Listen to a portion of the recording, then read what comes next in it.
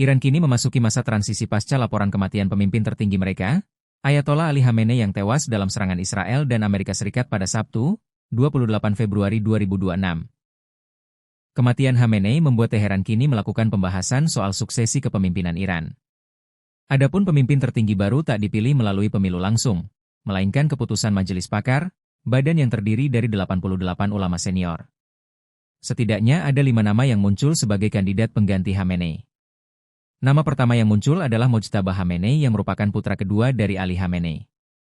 Nama kedua adalah Hassan Khamenei yang merupakan cucu pendiri Republik Islam Iran, Ruhollah Khomeini. Selanjutnya yang ketiga ada Ali Reza Arafi yang merupakan wakil ketua Majelis Pakar dan anggota Dewan Penjaga. Keempat ada Muhammad Mehdi Mirbagheri, seorang ulama senior garis keras dan anggota Majelis Pakar. Terakhir adalah Gholam Hossein Mohseni Eji. Kepala lembaga peradilan Iran tersebut adalah figur tangan besi yang jadi kepercayaan Ali Khamenei untuk menjaga kepatuhan hukum di Iran.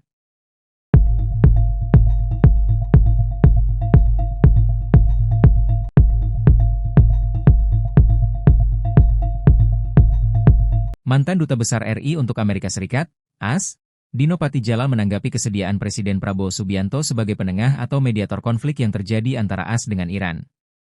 Menurutnya, wacana terbang ke Teheran untuk menjadi penengah dipandang tidak realistis.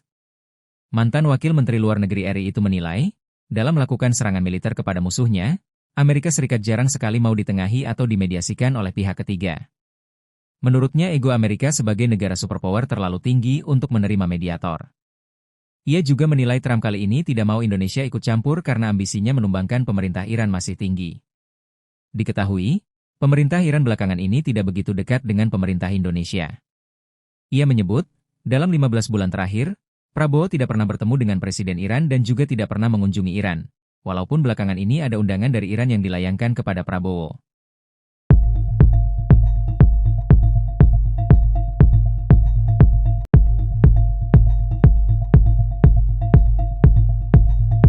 Iran kian intensif meluncurkan serangan balasan terhadap Israel.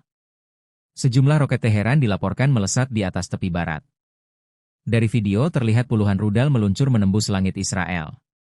Roket Iran juga menghantam sebuah lingkungan perumahan di Tel Aviv hingga hancur pada Sabtu, 28 Februari 2026, malam. Kawah besar terlihat di luar sebuah bangunan tempat tinggal, dengan fasadnya rusak parah akibat ledakan. Ledakan yang dahsyat juga menyebabkan satu apartemen hancur dengan langit-langit runtuh dan jendela pecah.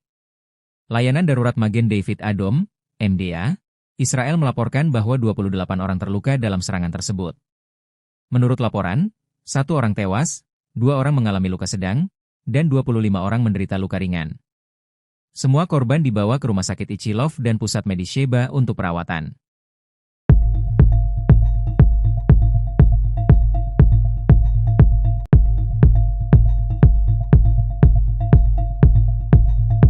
Korps Garda Revolusi Islam Iran, IRGC, menerbitkan rekaman pada hari Minggu yang menurut mereka menunjukkan rudal diluncurkan ke arah target AS dan Israel, seiring meningkatnya ketegangan setelah pembunuhan pemimpin tertinggi Ali Khamenei. Video menunjukkan rudal lepas landas dan melesat ke langit malam. Namun, lokasi peluncuran, waktu, dan lintasan yang tepat tidak dapat diverifikasi secara independen. Dalam pernyataan yang menyertainya, IRGC bersumpah akan membalas, menyatakan bahwa kejahatan besar ini tidak akan dibiarkan tanpa hukuman, dan babak baru dalam sejarah dunia Islam akan ditulis. Sebelumnya pada hari Minggu, televisi pemerintah Iran mengumumkan bahwa Khamenei telah tewas selama serangan militer gabungan oleh Amerika Serikat dan Israel yang menargetkan Teheran. Presiden AS Donald Trump dan Perdana Menteri Israel Benyamin Netanyahu sebelumnya telah berjanji untuk membongkar kemampuan rudal Iran sebagai bagian dari operasi tersebut.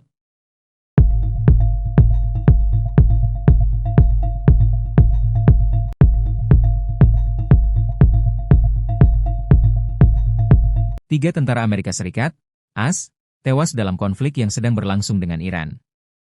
Ini menjadi korban pertama dari pihak Amerika sejak konflik pecah. Tak hanya korban tewas, ada 5 tentara lainnya yang dilaporkan mengalami luka parah. Kabar ini diumumkan oleh Komando Pusat AS atau CENCOM pada Minggu, 1 Maret 2026. CENCOM tidak merinci lokasi maupun kronologi pasti insiden yang menewaskan prajurit tersebut. Dalam pernyataannya, militer AS menyebut informasi detail, termasuk identitas korban, akan ditahan hingga keluarga diberi pemberitahuan resmi. CENCOM menambahkan, Beberapa prajurit AS lainnya mengalami luka ringan akibat pecahan dan gegar otak. Mereka kini dalam proses pemulihan dan kembali bertugas. Militer AS menegaskan operasi tempur utama masih terus berlangsung. Diketahui, Iran dalam 24 jam terakhir menargetkan fasilitas militer AS di Timur Tengah menggunakan rudal balistik dan drone. Teheran juga meluncurkan serangan ke Israel hingga menyebabkan kerusakan apartemen dan perumahan.